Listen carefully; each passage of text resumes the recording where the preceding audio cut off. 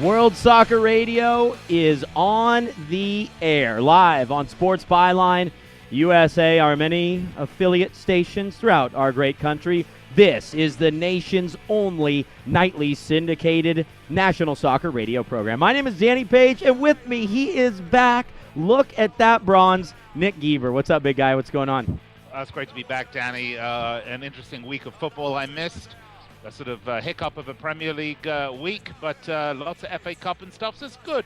Lots to talk about today, of course. I'll be honest, you didn't miss all that much. I think you came back just at the right time. There is plenty to talk about with all of the top teams in England. Let's talk City, their absolute meltdown against Wigan. Let's talk Arsenal, their incredible opportunity. Let's also chat a little bit about the other teams that advance in the FA Cup. The magic of the tournament is upon us, Nick, to say the least. Yeah, it really is. But the big story, I think, Danny, is Arsenal. We've got to talk about their chance for silverware. What does this mean to the club? What does this mean to Arsene Wenger? And what happens? What happens if they hiccup? We have to ask that Oh, question. boy. Arsenal fans do not want to even consider the possibility. By the way, let's hear from you. Let's hear from Arsenal fans tonight. Send us a tweet at World Soccer Radio. That's at World Soccer Radio. You can also give us a call in studio. Have your voice heard on air throughout the country on Sports Byline. The number is 800-878-PLAY. That's 800-878-PLAY. All right, so you get the picture. You can listen on Sports Byline, but you can also listen on iHeartRadio, on the TuneIn Radio app, or you can look at our beautiful mugs online, the web address, watchwsr.com. And look at Nick, man, you were tanning out there on your trip away, weren't you? Well, Look I at was that. when I wasn't falling in the ocean with my new cell phone, Danny. Wow. Nick Geber, yeah, I think we're going to have to hear about that. You losing your special Flappy Bird cell phone out there. We'll get into all of that here on the show. It's really a big wrap of the entire weekend. And maybe, Nick, if we have a minute, Arsenal's actually back at it in the Champions League tomorrow against Bayern Munich. Arsene Wenger says they can turn things around. Not so much. We'll talk about it all on tonight's edition of the show. You ready, Geber? I'm ready. Are you? I'm ready, man. It's good to have you back, man. Let's talk some soccer, man. Let's do it. Let's do it. All right, we're going to take a timeout on the show momentarily from 9 to 10 p.m. Eastern Time every night. This is World Soccer Radio on the Sports Byline USA Radio Network and watchwsr.com. Quick break. We'll be right back. Let's roll.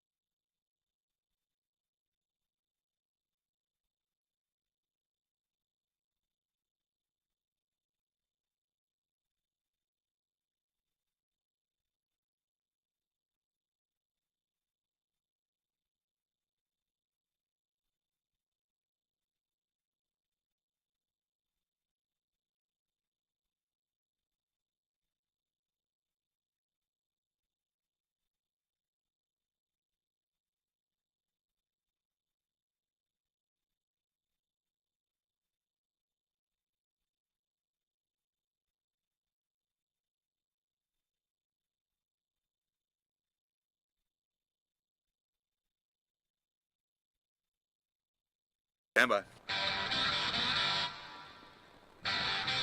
You're up. All right, back live here on World Soccer Radio. My name is Danny Page with Nick Geber. Yeah, Nick, get it. Danny, I am bad to the bone. You know that, At right? what age did you lose your rhythm? I'm not quite sure I ever really had any, Danny. Right. Now that makes sense. That makes sense. This is World Soccer Radio on Sports Byline USA. My name is Danny Page. Nick Geber with me in a virtual sense, but that's probably a little bit easier to deal with him that way. Nick, it's just great to have you back, man. You know, last week it was a little bit of a slower week. I know the internationals were going on, and that was a lot to discuss. I would say the biggest thing that was talked about last week on this here Sacker show was just the meltdown by the United States team. I mean, the U.S. team really didn't create an opportunity at all. I doubt you got a chance to see the game. The U.S. didn't create an opportunity, got slammed by Ukraine 2-0. It was very worrying ahead of this World Cup. And again, I know that's not what you like to look at, but that was a lot of the talk last week. Bummer. Well, you know what? I mean, there was so much going on, though, Danny, the whole Ukraine situation. And by the way, you got to watch out because if you turned your back on the Ukrainians, the Russians would have had a pitch invasion. But anyway, that's another story. Oh, my gosh. Wow. Too soon. You know, it is FA Cup, Danny, because, you know, the magic of the Cup tournament is back. But the big question for me, Danny, about all the football over the last weekend, the FA Cup, because, of course, as I mentioned earlier, that is the story, really. Right. If someone had woken Arsene Wenger up from a dream at the beginning of the season and said, you know, you will be in contention for the title on and off during the season, but the semi-final of the FA Cup will be Sheffield United, Hull, Wigan, and Arsenal. Right. He just wouldn't know what to do with himself. I mean, tell me that things have not fallen exactly at Arsenal's feet. Well, I just don't agree with that entirely. I want to talk to you a little bit later about the magic of the FA Cup and just your kind of opinion on that. I think it gets tossed around a lot, and from an Englishman who grew up with it, I'd like to get to that a little bit later in the show. Here's the thing, is that you say that, everything just fell into place. And it absolutely has from this point on, okay? But when you look back at the teams over the last decade that have gone on to win the FA Cup, very few have had to beat 3 of the top 6 teams in the table to win the tournament. A couple have here and there. And if Arsenal are going to win the FA Cup, they will have knocked out 3 of the top 6 teams in the league. They will have knocked out number 2 Liverpool. They will have, and really when you look at it as 3 of the top 5. The only teams they didn't eliminate are obviously themselves, Man City, and Chelsea. They were able to knock out Everton. They're able to knock out Tottenham, and they knocked out Liverpool. So, yes, while it's smooth sailing here, what a challenging draw they've had to take on your greatest rivals, to take on a team that slammed you 5-1 a week before, and then Everton.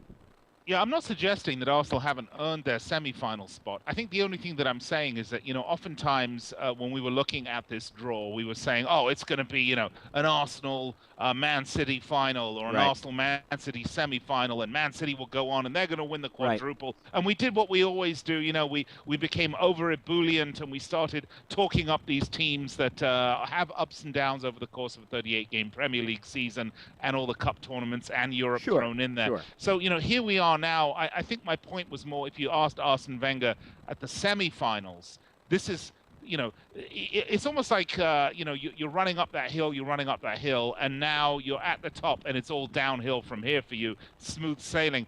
It certainly would seem that way for Arsenal, but of course, any one of these teams, particularly, if I might say so, Wigan, I think could really give Arsenal a torrid time if they had to.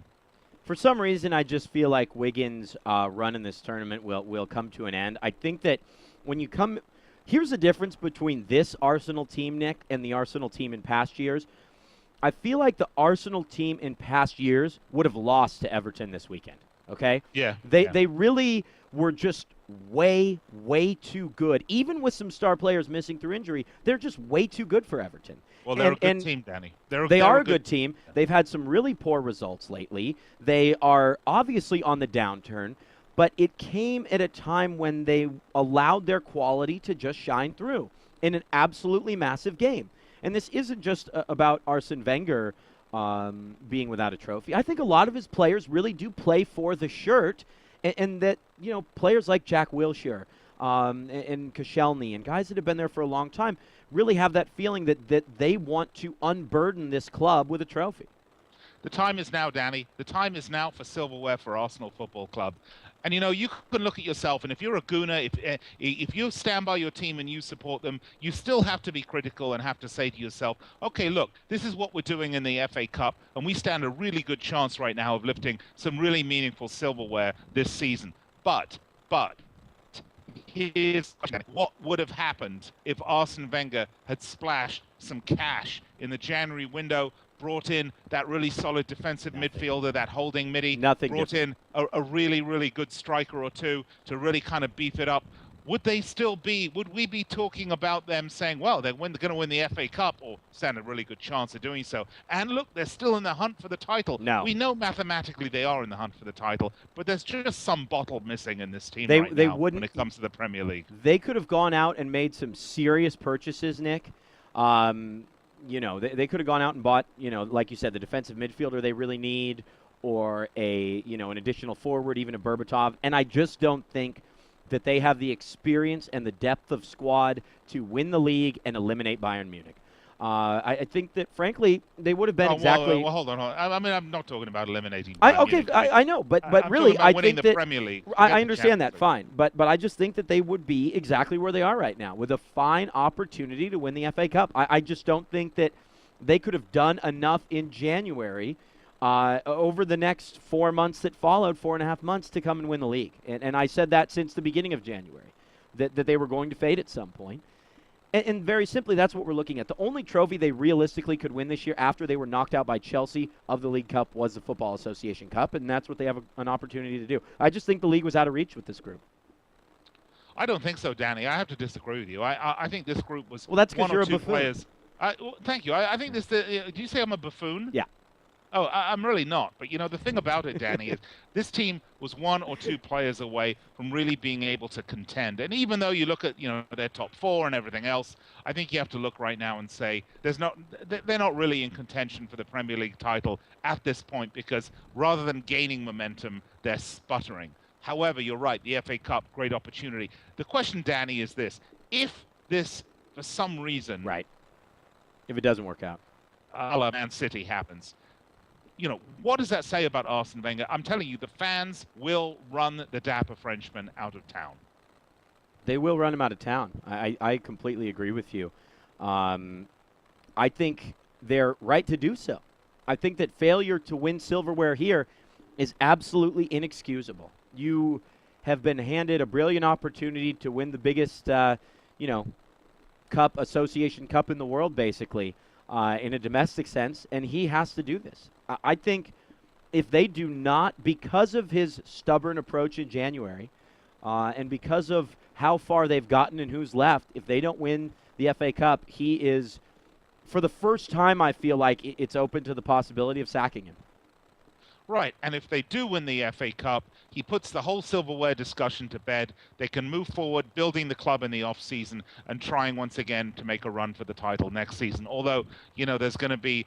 next season is really shaping up to be incredibly interesting as well, Danny, with all the moves that are going to get made, with all the money that's going to be in, that's going to flow in. You've got Man United who aren't going to sit on their backsides and be happy to fall out of the top four. So it's going to be fascinating. I think, just like we talk about, this is the opportunity to Wenger to win silverware. I felt this year was the opportunity for Arsenal to really win the title, but I think they blew it.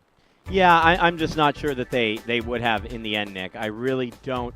I really just think Chelsea and Man City have much stronger squads. And City... Well, no, but you're right. But the point is, he goes out and buys and strengthens the squad. Yeah, and he would have strengthened. I just don't know if it would have been enough as far as the depth required to chase multiple trophies in a season. We got to take a time out here on the show. You've heard from Nick and I on Arsenal. What do the Gooners say? Send us a tweet at World Soccer Radio. That's at World Soccer Radio. Or give us a call, 800-878-PLAY. That's 800-878-PLAY. Piers Morgan is clearly quite pleased. He's pretty sure that this team's going to go on and win the FA Cup. I think you have to agree with him on that one. A quick timeout. We'll be right back to discuss it more on World Soccer Radio.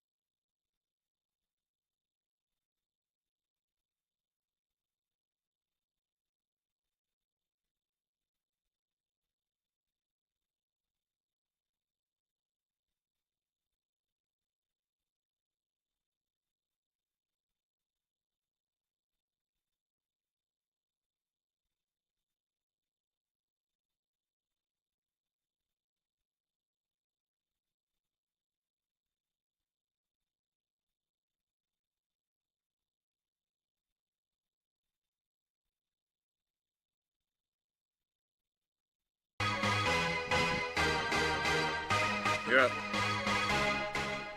All right, Nick, let's see it. Let's see those moves on the cruise ship, man. Yeah. Good to have you back, bud. Good to have you back. Whoa! This is like the dance I was doing on the way up to the buffet. Wow. Nick Geber's back, boys and girls. It's a pleasure to have him back. We surely missed him, but we did have a lot of fun talking some soccer. Feel free to send us some tweets. We had one come in from Edward Hart at Idaho United. He says, hey, MLS soccer is back, man, and how about Wigan, dude? Wow.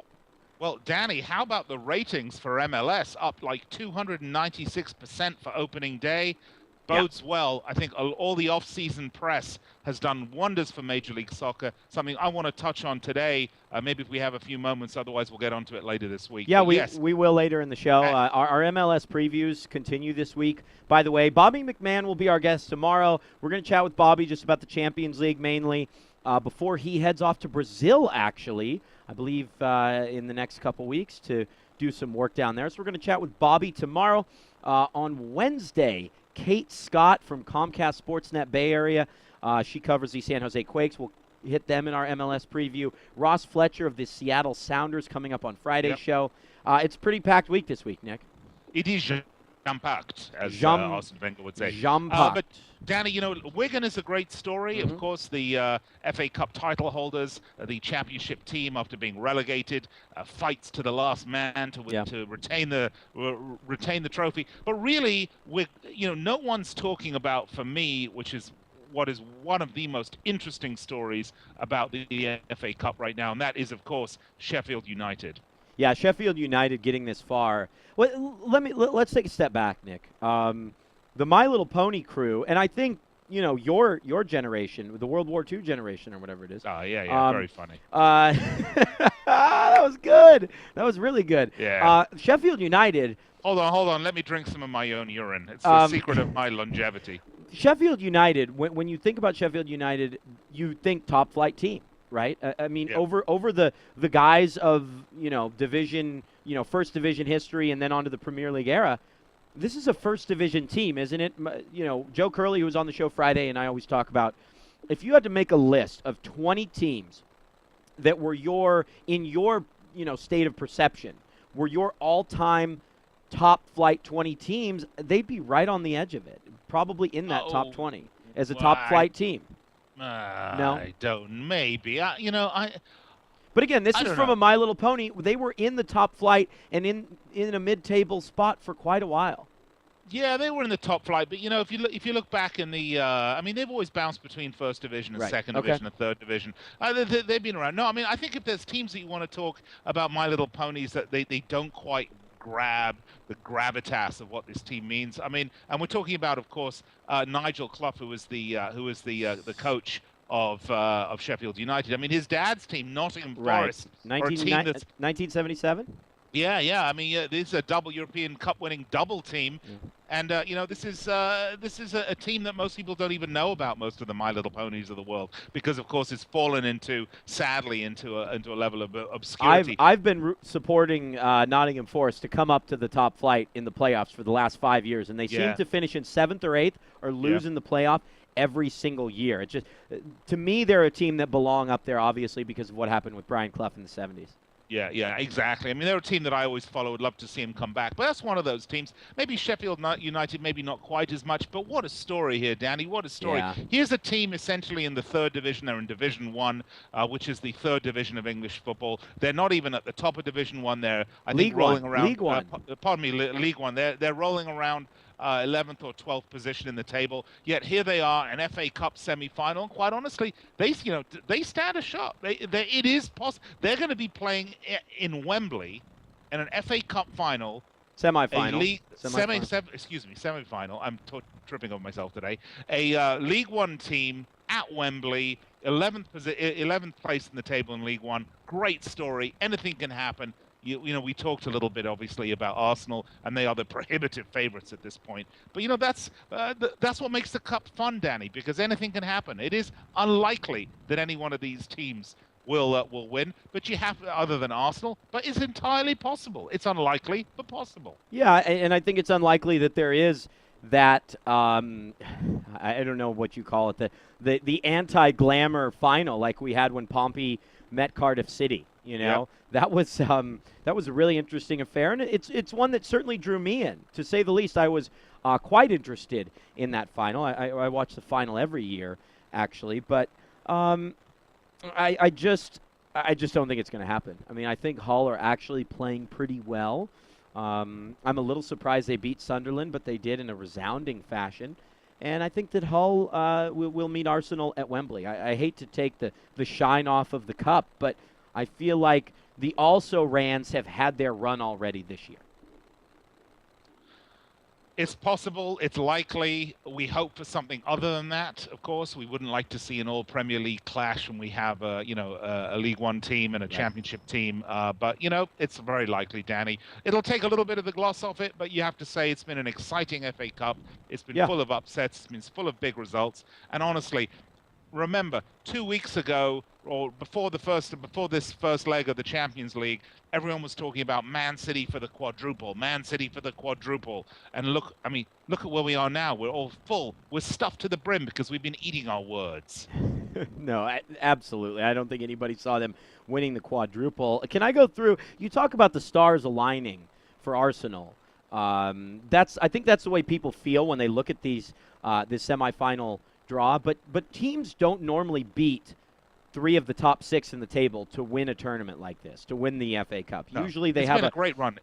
They have a favorable draw. And when you talk about favorable draw, let's look at who Sheffield United has beaten. They beat Colchester, Cambridge United when they finally got to the third round in January. They did knock out Aston Villa 2-1. Very impressive at Villa Park, although it was a half-empty Villa Park. They earned a replay at home and then went and won at Craven Cottage. They knocked out Nottingham Forest. Charlton as well. These are teams, by the way, there were 30,000 people at the home win over Charlton in the FA Cup, and now they take on Hull City. So you would think favorable, but basically everyone they face, since the third round and on, is someone that is in front of them in the Football League structure, and that's incredibly, incredibly impressive. Yeah, it really is. They've had a great run. I mean, they've played well. They're a good team, Danny. We're very. I think everyone's been quick to dismiss Arsenal for just about everything because it's a bit like the boy who cried wolf. I mean, they don't win so much. They keep sort of failing when they need that last effort year after year after year. Yet here we are. They're in pole position. I think they can surprise. They will certainly surprise the naysayers. And finally, maybe we don't have to listen to any more Piers Morgan. Maybe his belly aching because I'm tired of that. Yeah, it'd be nice to have them win, so maybe he just shuts up. I actually like Piers Morgan as a journalist, but when it comes to this, is that what he is? I get. What are you? I don't know. No, certainly not Piers Morgan. Yeah, are you a journalist too? No, I'm a fan. I'm the Uber fan, Danny. I'm the Uber fan. Okay, let's look at things this way, Nick. As World Soccer Radio continues, Nick Geber's back in the picture. If you were asleep over the weekend, Sunday, you slept in, you didn't watch Man City and Wigan, and you saw that Wigan beat Man City, your reaction would probably be, wow, what an upset. But because of what we've seen over these last 8+ seasons, if Arsenal lost to Wigan, I don't think anyone would be surprised. I really don't think so. I wouldn't be surprised, Danny. That's what I said. I wouldn't be surprised. I mean, Hull City have been on a bit of a roll as of late. And when I say a bit of a roll, I really literally mean a bit of a roll. A bit, I mean, just a bit. A bit. Are the 500-pound gorilla in the room here. But Wigan, I think as analysts or journalists or radio hosts or whatever you want to call us. Pundits. Pundits, yeah. As pundits, we tend to overlook some of the most simplistic parts of the game. And I don't care whether we're talking about NFL or NBA or Premier League or football or whatever we're talking about. We complicate things a little bit. Yeah, we do. And that we diminish, we denigrate just how important the mental side of the game is. I've got something to prove, the desire to prove, the desire to win, the desire the motivation to impress, But that and to do all of that, and that is what Wigan Athletic have been doing here. Yes, they were relegated. Roberto Martinez left, moved on to greener pastures. Of course, the FA Cup holders from last year. Man, they got something to prove. These but players, in this no club. sport, Nick, you Yeah. brought up those other sports. In no sport like football is that mental edge able to lead you to an upset like in football, in soccer. Yeah, because it's only because 90 it is minutes, Danny. and it's it is only a 90 minutes. and it is it is based on creating chances and opportunities. Not you're not going to get the ball 12 times to be able to try and score a touchdown. If you that's right. if you go down 3 touchdowns in college football and you're the number 1 team in the country, there's a really good chance you're going to come back and win. But in this game, if you go down 2 goals, you're not going to be able to create those opportunities. And that's what makes it so special. And that is what the magic of this tournament is really about, is that there is no tournament like it in the world. Look who's meeting in the Copa del Rey final. It's Real Madrid and Barcelona, surprise. But in this tournament, it is truly the magic of the FA Cup, I guess, is all I got for you. Yeah, no, I'm with you on that. But I mean, I think the thing that we don't want to overlook, the point that I'm trying to make is that, we look at all the stats and we can look at the Opta stats and pass completion percentages and shots on target and shots on goal and on possession and it's all There's rubbish an intangible. Because the intangible, of course, the only stat that matters is the score. And as you pointed out, I mean, football is a game where 1 goal can win it. Yep. 1 goal out of 1 that scored the entire game, or 1 goal out of 3 that scored the entire game. Yep. So if you can defend well, if you can keep the opposing. We got a break here, bud. Anything can happen. I get to cut you off this time. We're going to take a time out here on World Soccer Radio. Great stuff. D-Page and Geber rolling along here on this Monday. We'll be right back.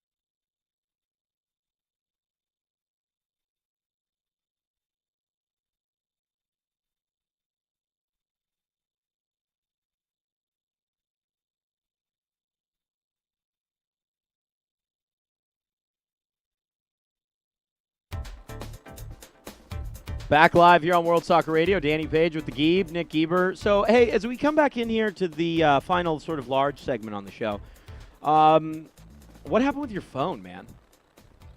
Well, we got to Cabo San Lucas, and I took a water taxi to get to the shore or to the beach area, and they grounded it up on the beach, and I took a look down. I thought, it's all sand beneath me. So I did the patented Rambo one-handed leap out of the front of the boat to discover that, in fact, it was about 4 feet of water and slid and went completely under the water. In my clothes with everything, wallet, cell phone, pride, everything was dampened and destroyed. Now, this was not your Flappy Bird's phone.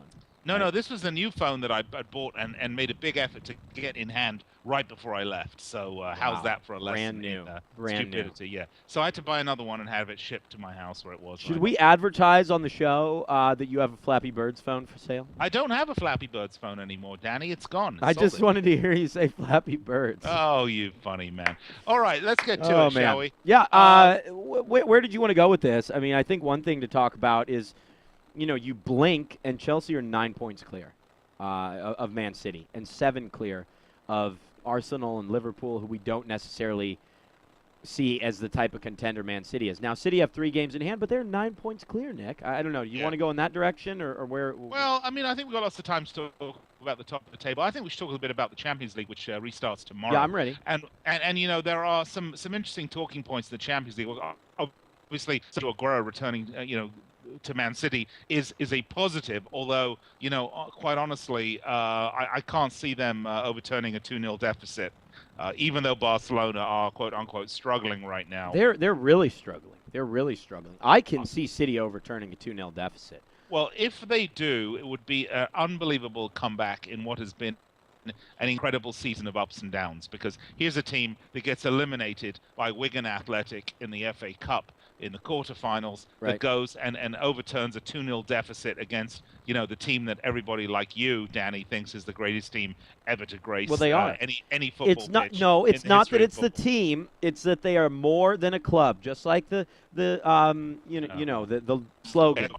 Més que un club. They are more than a club. That's why I love Barcelona. Okay? Pardon me while I get rid of the bile that's accumulated in the back of my throat. That is why I love Barcelona. They don't sell their shirt sponsorship the first 5 years. They give it to UNICEF. That's a club.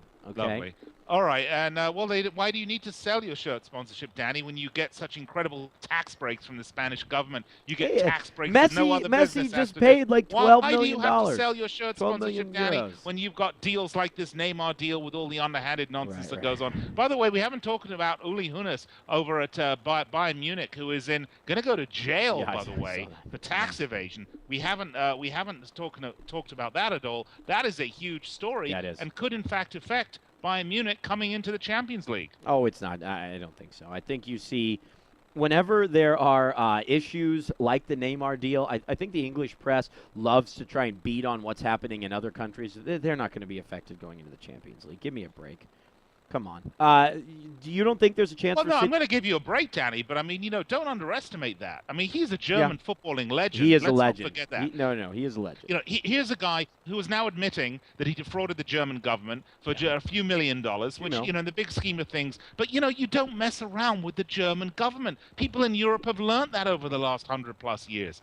That's one government that doesn't mess around. So he is going to go to jail. 7 years is the amount of jail that the prosecutor wants to give this German footballing legend and the current chief of Bayern Munich. Now, Danny, if that's not going to affect the team, I don't know what is. I mean, that's a disaster. Well, maybe if Barcelona and Bayern Munich are sanctioned, then an English team actually has a chance to win the Champions League. No, they're not going to get sanctioned because this had nothing to do with football. You didn't even you didn't even hear out the punchline that maybe then an English team will have a chance. Right. What about Arsenal? Arsenal, listen. Bayern Munich have lost at home to English teams, I think, the last 3 times out, if I'm not mistaken. They lost to Arsenal. They lost to Chelsea in a neutral site, quote-unquote neutral site, but it was still at the Allianz Arena. They lost to Arsenal last year in the second leg. They lost to City. There's no certainty. For some reason, this team seems to get a little carried away at home. There's no certainty that Bayern Munich are going to go through, or is there? I can't see Arsenal. No, I can't really either. this deficit. Arsenal have trouble against German teams. Look, the key here is going to be scoring early for Arsenal. Right. Are they going to be able to pull it off, get the early goal? If they can get an early goal, well, then it's game on. Anything can happen. But keep in mind, this is at the Allianz Arena against a team that is the current holder, the champion. I don't really see it, Danny. And I also think that Arsenal, in the back of their mind, are going to be saying, "Oh, it's all right if we go out here and we don't do it because we're going to win the FA Cup." That's a great point, Nick. Sometimes you just figure it out. Even you do. What about Milan Atletico Madrid? One thing that I talked with David Mossy about last week, and Diego Costa scored this big away goal, obviously. As far as Milan Atletico Madrid, it's the one match where whichever team gets in to the last 8, it doesn't affect this idea, this theory, that if United can overturn their deficit to Olympiacos, I think we're looking at probably the best last 8 we've ever seen. When you consider, you have Barcelona, Real Madrid, and let's say Atletico Madrid, okay, because they're returning home with an away goal. You have Borussia Dortmund and Bayern Munich. You have Chelsea. You have Man United. You have whoever I'm forgetting, whichever last. Paris Saint-Germain. I mean, what an incredible last final 8. I think that's what it is. You actually touched briefly on this fascinating match with Atletico. You think it is fascinating? No, it's There's not an English club involved, and you're fascinated? Because Atletico are a great story this year in football. Now, sadly, we're going to see just how many of their great players like Diego Costa or Courtois or Koke that they're going to be able to retain. Yeah. But they certainly have some serious talent in this club. And it's going to be, and of course, Milan have been struggling. They got their new coach, Clarence Seedorf. The Italian football's in having a bit of a crisis right now. It's not going well. It's not going well. It has nothing to do with match fixing this time round, no. Which is at least nice. It's more on the footballing side of it. They'll come around. They always will. But, you did mention the interesting situation at PSG. And it's, look, Zlatan Ibrahimovic is one of the world's great players. There's no doubt about that. No ifs, ands, or buts. PSG are doing very well. It's fascinating to see them in the next round. And keep in mind that Edison Cavani was supposedly their marquee guy. Right. But good old Zlatan's just puts him away. Going to be great to see. It's going to be fun Champions League week. But where there is the issue of so many teams needing comebacks, Arsenal, City, Bayer Leverkusen, of course, AC Milan. They've all got to get some comebacks going on here in the second leg of this round. And we'll see. If a couple of these teams can pull it off, it's going to be exciting. If they can't, it's going to be a bit of a dud. So we'll see what happens. Yeah, that's a good point. If these teams do pull it off, though, if United pull it off especially, think about every tie. Think about the worst possible draw, the most dull possible draw. I mean, you're looking at, like a Real Madrid-Chelsea, a Dortmund-United, a Bayern Munich-Barcelona. Every single match, if United go through against Olympiacos next week, and Chelsea go through as well, against Galatasaray, we're looking at nothing but blockbusters, really. Well, one can only hope that, Zenit could make it through to the next round to really make it exciting. Isn't that 5-2 on aggregate with 5 away goals, Nick? Yeah, no, it's not happening. But come on, man. One interesting thing, too, that we'll get into later in the week, I think, is just the way that the Europa League unfolds because they go round of 32 and round of 16. They've already played a two-legged tie. Now they have another two-legged tie. Yeah, I don't like that, actually. It's too much, isn't it? I like that they added a league component to the Europa League to try to make it more inclusive, which of course they had to do. Europe had to change because of all the new countries after the breakup of the Soviet Union. Right. So I mean is not some great conspiracy to water down and make money, because Europa League isn't really a big money maker. But I do wish that once they get through the group stages, it will be single elimination knockout. I just think that it just drags on and on and on and on. Well, it's just hard domestically when Chelsea. In this European stretch, when, for example, Chelsea and City and Arsenal and United will play 2 European matches in 5 weeks, Tottenham will play 4 European matches in 5 weeks, and that's just a lot, isn't it? Yeah, it really is. Although it's interesting to watch Spurs because as much as they're struggling in the domestic, obviously in the Premier League, I still think they stand a good shot at winning this thing. Yeah, I think they absolutely do. I think for Tim Sherwood, um, there's something about. I feel like he knows that this is probably his only season in charge. Yeah. And are you remembered very well? Are you remembered well as the manager who got your team to fourth, or are you remembered well as the manager that won a European trophy? And Well, while isn't this the big Vendor conundrum, right? I mean, is the Wenger Trophy really a trophy? I mean, that's what we're talking about here, right, Danny? it's not a trophy, It's not a trophy. as far as legacy goes, I don't think it is a trophy. Gosh, they were absolutely awful. Tottenham was this weekend in the league. And Yeah. speaking of Chelsea, Tottenham, we had a tweet come in, a pair of them, from a Chelsea supporter at Bernie_J. What about Spurs Sherwood saying that his team capitulated and were, quote, too nice? Interesting comment. Good for him. Listen, he's in a terrible situation, Danny, because, too often these managers don't feel that they're able to speak their mind, and I think there comes a point where you just have to call it as it is. I mean, this team has a lot of talent in it, but they just don't seem to want it. That intangible that we're talking about. They just don't have it. And I don't think that's why a player like Wayne Rooney is worth so much money. Not necessarily because he's at the top of his game or at the peak of his prowess or anything, because he's got that drive, that grit, that determination. Yeah. Same thing with the Steven Gerrard. These are the sorts of winners that you want. And I don't think Tottenham has one of those players right now. Gareth Bale was all of that and more for Tottenham, and they really did manage to rip the heart and soul out of that team when they sold him. Yeah, no question about that. It really did. But I think you expect that to happen for at least a season. And we're seeing that Christian Eriksen is a really talented, in-demand player. I think we need to see more from some of the other signings. I think Lamela maybe getting back into the mix next season could be the thing that kind of propels them back up there. Anything else from the weekend in the league that you found interesting? A nice win for United, but we expected that. Yeah, it was a good win for United. Look, United, I'm not in for twisting the knife when a team is down. Okay, I am. Yeah, actually, you are. against You United. love that. Come on. But it was a good win for United, and this is the sort of result they should have. I mean, that's struggling mightily, and one would assume that Man United should be able to go to the Hawthorns and get a win, which indeed they did, and they got a win with some oomph to it, which they needed. They needed to score goals. But I look at Man United, and you just kind of have to put this line under this season. They're going to do what they're going to do. They're going to retool this team completely.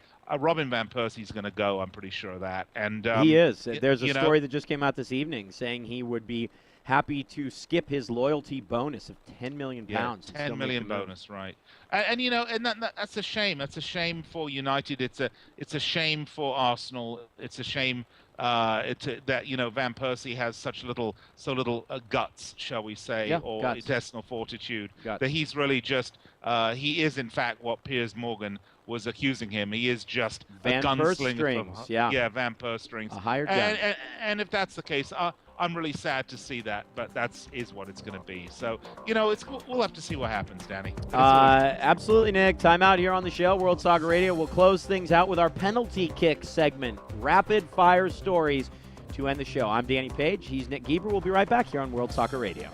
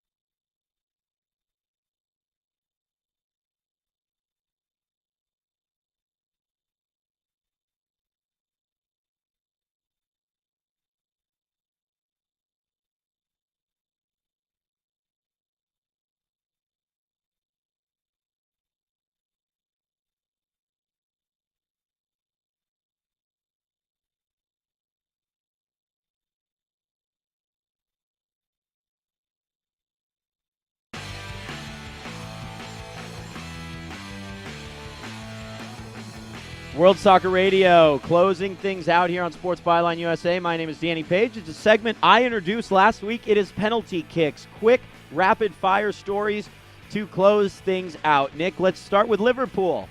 We didn't have to talk about them winning the title possibly this Monday. Wasn't that great?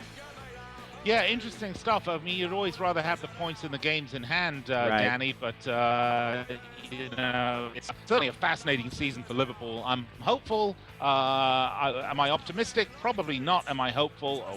Always hope, Danny. But it is going to be a top 4 finish for Liverpool, and I did say a few weeks ago I thought they would finish above Arsenal, and I still think they will. Great start to the MLS season as well. Late goals in Portland and Los Angeles. The coverage is better than it's ever been. The ratings were outstanding. Good stuff, man, right? Well, Danny, this is what happens when you have an exciting off-season with lots of stories in the hopper, and that you're not quiet and you don't go away for a holiday. Finally, Major League Soccer is learning that the off-season is where they build the buzz for the upcoming season. I think that's what you're seeing right now.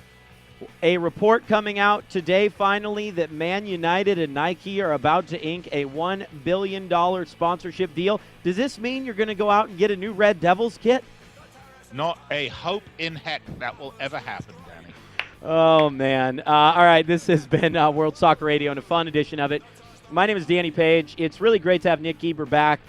He is the man that drives this program. I'm just sort of sitting in the back of the bus, if you will. Well, you're driving today, and you drove all last week. And, Danny, you've done a great job. You'll be driving some more. Thank you. Thanks a lot, Nick. That's going to do it for this edition of World Soccer Radio. As always, you can catch archived editions of this show on our website, watchwsr.com. That's watchwsr.com. We're going to toss it up to the man himself, the one and only Ron Barr right here on Sports Byline USA. Big thanks to the whole crew in San Francisco. For Nick Geber, my name is Danny Page. This has been World Soccer Radio. We'll see you tomorrow with Bobby McMahon.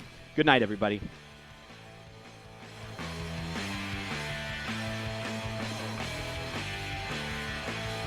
All right, kids, you have a good night.